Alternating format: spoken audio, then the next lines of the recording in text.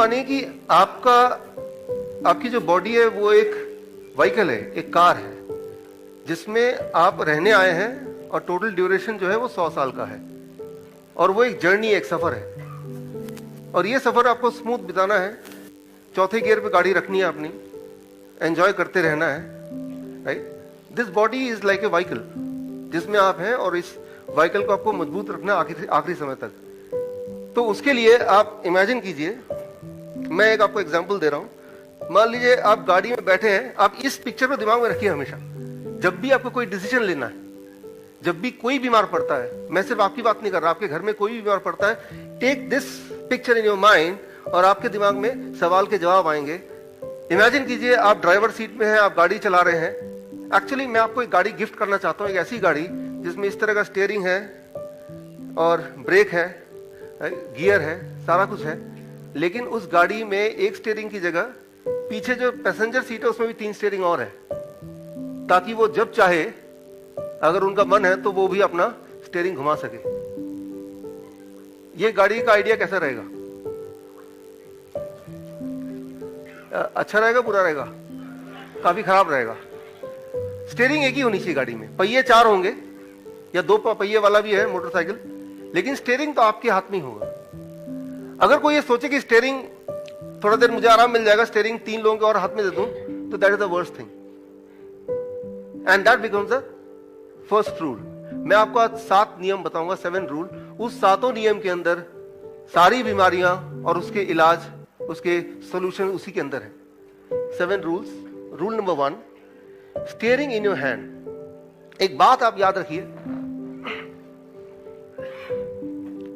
जिस तरह से एज एन एक्सपर्ट ड्राइवर कब ब्रेक लगाना है, कब गियर चेंज करना है, कितनी स्पीड डालनी है, कब हॉर्न बजाना है, ये सारा कुछ एक ही जगह से कंट्रोल होता है, तभी वो हो सकता है। Only then it is possible. ठीक उसी तरह से आपका ब्रेन एक ड्राइवर है, और उस ड्राइवर को एग्जैक्टली पता है कि ब्लड प्रेशर कितना रखना है, ब्लड शुगर कितना रखना है, कोलेस्ट्रॉल कितना होना चाहिए, टेम्परेचर कितना होना चाहिए। ये सारा कुछ वो ड्राइवर कंट्रोल करता है। जो ड्राइवर आपका बैठा है, जिसे हम बोलते हैं brain, that is a driver. So अब वो गाड़ी चल रही है, अब गाड़ी चलती है, अचानक एक ब्रेक लगता है। जब ब्रेक लगता है तो पीछे वालों को झटका लगता है। दैट इज समथिंग डिस्कम्फर्ट, जो कोई चाहेगा नहीं, लेकिन वो झटका इंपॉर्टेंट है, उसका एक कारण है। वो ड्राइवर को पता है कि उसने ब्रेक क्यों मारा है।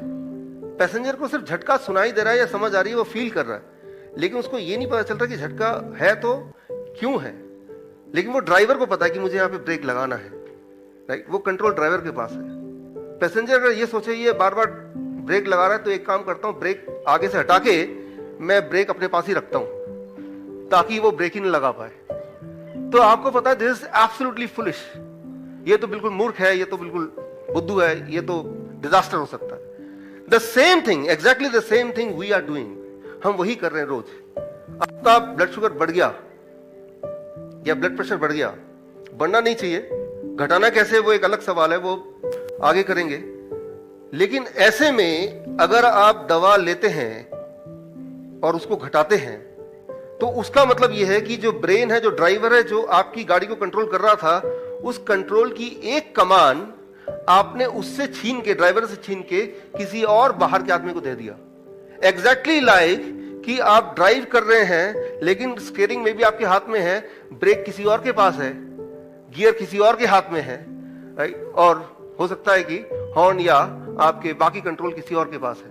तो ऐसी गाड़ी शुरू में वो ड्राइवर को लगेगा कि भाई चलो मेरा एक काम कम होता है कि मुझे ब्रेक लगाने की जरूरत नहीं पड़ेगी, आपको आराम, ड्राइवर को आराम मिलेगा। बट आप एक लॉन्ग व्यू से देख सकते हैं कि ये एक डिजास्टर है। उसको आराम मिलेगा शुरू में, but that is going to be disaster. ठीक इसी तरह से ये बिल्कुल ही अनसाइंटिफिक है। लॉजिकली आप सोचिए, साइंटिफिकली मैं आपको थोड़ी देर बाद बता दूंगा कि ब्लड प्रेशर बढ़ गया, ब्लड कोलेस्ट्रॉल बढ़ गया, या ब्लड शुगर बढ़ गया, या कोई भी और चीज, इसमें अगर आप दवा लेंगे, दैट मीन्स कि आप इस ड्राइवर का कंट्रोल किसी और के हाथ में दे रहे हैं। So that is totally unscientific. तो क्या करना होगा, ये एक क्वेश्चन है। पहली बात तो ये करना ही नहीं है। लेकिन जो ऑलरेडी कर रहे हैं, जो ऑलरेडी दवा ले रहे हैं, तो क्या आज घर जाकर अगली दवा ना ले? ये क्वेश्चन अपने पास रखिए, इसका जवाब मिलेगा। आंसर तो ये है कि दवा नहीं लेनी, वो कंट्रोल वापस लेना है। मीन्स वो ब्रेन ही करे तो अच्छा है, लेकिन कैसे लें, ये एक बड़ा ही ट्रिकी बात है। इसको मैं आपको आगे समझाऊंगा आने वाले रूल्स में। So the most important thing you must have to understand, you must have to accept that we need not to take any medicine. Our body is not designed to take any medicine at all. हमारी body कोई भी medicine को design लेने के हिसाब से design हुआ ही नहीं है। बाकी जानवरों में और इंसान में सबसे बड़ा जो एक फर्क है वो यही है कि इंसान जब भी बीमार पड़ता है वो दवा खाना चाहता है। बाकी जानवर अपने देखते हैं कि जब भी वो बीमार पड़ता है उसका बिहेवियर चेंज हो जाता है। कोई जानवर जाता है घास खाता है, वो उल्टी करता है, जिनके घर में पेट्स हैं उनको पता है, and they get cured on their own.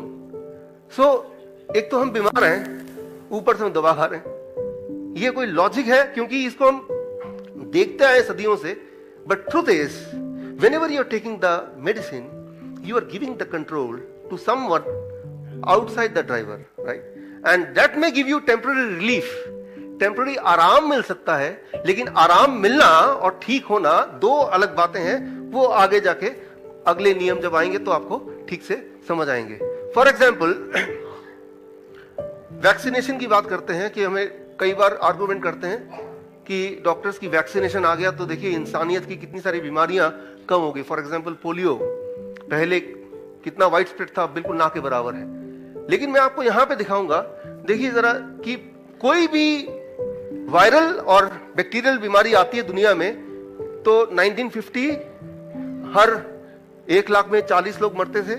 ऐसे करते करते करते करते पोलियो जब बहुत डिक्लाइन होने लगा, कम होने लगा, हर बीमारी में आपको दिखाता हूं कि बीमारी आती है, मतलब वायरल इन्फेक्शन, बैक्टीरियल इन्फेक्शन की बात कर रहा हूं, और धीरे धीरे दुनिया से वो जाने लगती है। पहले आती है, बढ़ जाती है, फिर धीरे धीरे जाने लगती है। जब वो ऑलरेडी जा रही थी, ऑलमोस्ट चली गई थी 1956, तब पोलियो का वैक्सीन आया। वो तो वैसे भी जा रही थी, तो अब ये एसोसिएट हो गया कि पोलियो के वैक्सीन की वजह से polio is gone from the world. और एग्जांपल देखता हूं, आपके दिमाग में सवाल आएंगे, कीप ऑन राइटिंग, राइट? आपके दिमाग में आर्गुमेंट आएंगे इसके against, keep on writing. I will give you opportunity to ask me and have an argument और डिस्कशन। मीजल्स की बात करें तो देखिए 1960 और 70 के बीच में इसकी वैक्सीन आई, लेकिन वैक्सीन तब आई जब ये ऑलरेडी अपने आप ही कम होती जा रही। एक टाइम आता जब वो वैनिश हो जाती, वैनिश होने से जस्ट पहले वैक्सीन आया, सारा क्रेडिट जो है वैक्सीन ने ले लिया। और it is not just measles, if you see diphtheria, इसमें भी वैक्सीन आया 1940 और 1950 के बीच में, एंड ये uniformly it is going down and down and down, and by the time vaccine has come it is already going down, और अब वो नेग्लिजिबल में आ गया है। बट यहां भी आप देखेंगे कि ट्रेंड को आप अंडरस्टैंड कीजिए। Cough, whooping cough, again the vaccine came around this time. ज्यादातर वैक्सीन इस टाइम भी आए हैं, लेकिन तब भी वो ऑलरेडी डिक्लाइन पे थे।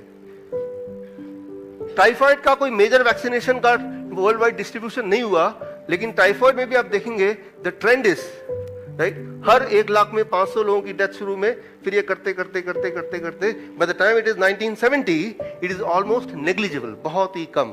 एंड सिमिलरली स्कारलेट फीवर, जिसका कोई वैक्सीन नहीं है, कोई वैक्सीन बना नहीं, यहां भी अगर आप देखेंगे डेथ रेट कैसे डिक्लाइन हो रहा है। और अगर यहां वैक्सीन आता बाकियों की तरह तो सारा क्रेडिट वो वैक्सीन ले जाता। सो अगर आप ये सोचते हैं कि ये दवा की वजह से मैं जिंदा हूं, या दवा नहीं होती तो मैं जिंदा नहीं रहता, या अच्छी तरह से जिंदा नहीं रहता, तो वो एक भ्रम है। वो एक साइकोलॉजी है। उसको मैं धीरे धीरे करके अपने अगले रूल में आपको धीरे धीरे I will try to make you understand. First, the most important thing is our body is not design for any kind of medicine ever, right? It may give you relief, वो ठीक है। सरदर्द की दवा खा लेंगे तो सरदर्द में रिलीफ मिल जाएगा, सरदर्द ठीक हो जाएगा, दैट इज रॉन्ग। लेकिन रिलीफ मिलने का मतलब कि आपको एहसास नहीं है कि दिमाग में कुछ गड़बड़ है या ब्रेन में या कहीं पे कुछ गड़बड़ है, लेकिन वो गड़बड़ का एहसास को मिटा देता है, एहसास को मिटाता है, वो बीमारी को नहीं मिटाता है, और वो टेम्परेरी रिलीफ देता है। ठीक उसी तरह से जैसे मैंने आपको बताया कि आपने अपने बाकी सारे कंट्रोल पीछे डिस्ट्रीब्यूट कर दिया, तो एक एहसास मिल रहा है कि मैं बड़े आराम से गाड़ी चला रहा हूं, बट वो खतरे से खाली नहीं है। जब ब्रेक लगाना चाहेंगे, ब्रेक आप लग ही नहीं पाएंगे, बिकॉज ब्रेक का